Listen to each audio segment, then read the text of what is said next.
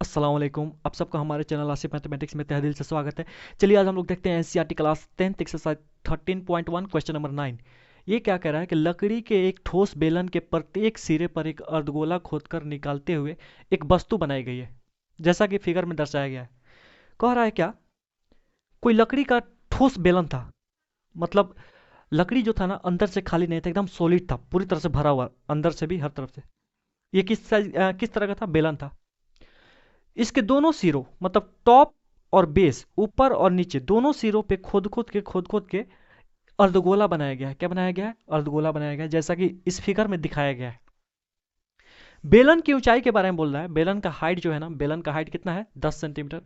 और आधार की त्रिज्या, बेलन का आधार जो है, आधार मतलब क्या है? नीचे वाला। तो बेलन के नीचे में भी वितरित होता है, ऊपर में भी वितरित होता है। तो कुल मिला के बेलन की त्रिज्या दे दिया है कितना? 3.5 सेंटीमीटर। दोनों वृत्त की त्रिज्याएं कितनी है? 3.5 सेंटीमीटर। तो इस वस्तु का संपूर्ण पृष्ठीय क्षेत्रफल ज्ञात कीजिए। तो एक बेलन के, एक लकड़ी का कोई बेलन था, मान के चलिए लकड़ी का ही था, मान के चलिए दोनों सिरों से अर्धगोला खोद खोद के काट काट के निकाल लिया गया है। अब जो वस्तु बना है ना, अब ये जो भी बना है, ये जो भी वस्तु बना है, इसका हमसे संपूर्ण पृष्ठीय क्षेत्रफल पूछ रहा है, टोटल सरफेस एरिया पूछ रहा है। ठीक है, टोटल क्षेत्रफल पूछ रहा है। अच्छा आप बताइए, ये जो भी वस्तु है, अगर सपोज करिए इसको मुझे पेंट करना है, तो कहाँ कहाँ करना पड़ेगा? जो दिख रहा है उसी पे भाई। तो साइड में तो करना ही पड़ेगा, यानी बेलन का वक्र पृष्ठीय क्षेत्रफल चाहिए मुझे। अर्धगोला का ये वाला पार्ट दिख रहा है, तो ये अर्धगोला का साइड दिख रहा है, यानी अर्धगोला का वक्र पृष्ठीय क्षेत्रफल पर। एक और अर्धगोला दिख रहा है, यहाँ पे भी पेंट करना पड़ेगा, जो जो दिख रहा है उस पर पेंट करना है मुझे। तो ये भी हो गया क्या? अर्धगोला का वक्र पृष्ठीय क्षेत्रफल। ठीक है, तो कुल मिला के मुझे इस वस्तु का क्षेत्रफल चाहिए। तो क्या क्या चाहिए भाई इसमें? बेलन का वक्र पृष्ठीय क्षेत्रफल और प्लस दो अर्धगोलों का वक्र पृष्ठीय क्षेत्रफल। तो वस्तु का संपूर्ण पृष्ठीय, अच्छा अर्धगोले का वक्र पृष्ठीय क्षेत्रफल चाहिए, तो अर्धगोले का वक्र पृष्ठीय क्षेत्रफल का फॉर्मूला क्या होता है? 2 पाई r स्क्वायर। तो अर्धगोले की त्रिज्या क्या होगी भाई? जो त्रिज्या बेलन की है, देखिए बेलन का विपरीत यही है, अर्धगोले का विपरीत यही है। देखिए मेरा अर्धगोला थोड़ा सा मोटा है, ठीक है, तो ये नहीं समझ लीजिएगा। अर्धगोला मतलब इस तरह काटा गया है कि अर्धगोला का ये वाला पार्ट और बेलन का ये वाला पार्ट दोनों सेम है। ठीक है, इतना इमेजिन करके चलिएगा।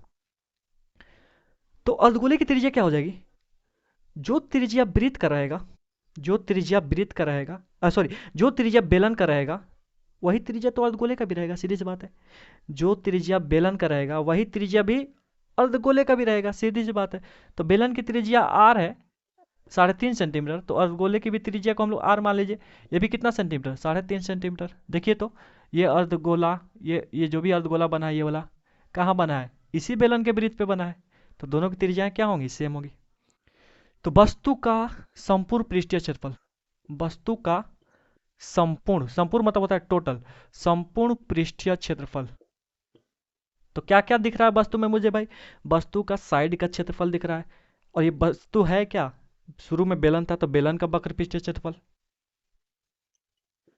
बेलन का वक्र पृष्ठीय क्षेत्रफल, वक्र पृष्ठीय क्षेत्रफल।